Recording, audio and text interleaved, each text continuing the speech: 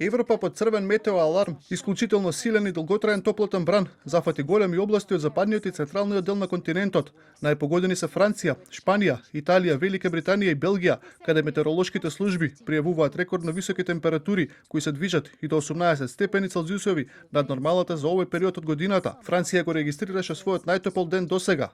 Властите потврдија дека 40 луѓе, претежно млади, се удавиле додека се обидувале да се разгладат во реки и езера. Според податоците на метеоролошката служба, над 90% од населението во државата е изложено на екстремна топлина. Се соочуваме со период на исклучителен интензитет. Рекорди се соборуваат речиси на секаде, локално или на национално ниво. Секој ден или секоја ноќ, кога станува збор за температурите.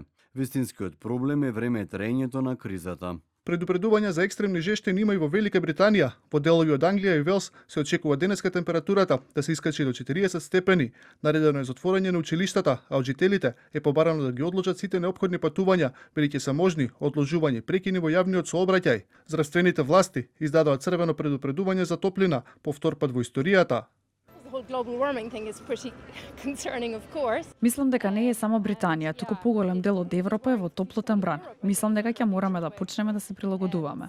Министерството за здравство на Италија издаде невисоко предупредување за жестина во 16 градови. Во Шпанија пак се очекува пад на температурата дури од средината на следната недела.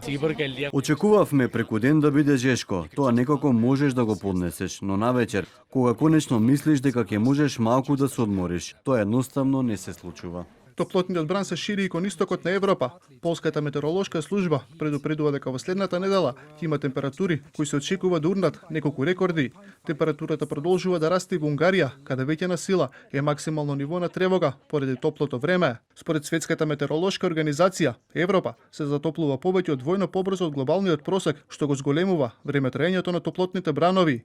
Експертите велат дека климатските промени се реалност. По изминативе 100 години температурата е порасната за повеќе од 1 степен, а доколку продолжи трендот, проекциите се дека до крајот на векот температурата би можела да се зголеми за 5 степени. Ке треба да се адаптираме на такви услови. Ете ке се адаптираме, значи да немаме едноставно годишните сезони постепено ке се менуваат, ке исчезнуваат, ке имаме повеќе топли периоди, ке имаме повеќе топли тропски ноќи, ке имаме повеќе тропски денови.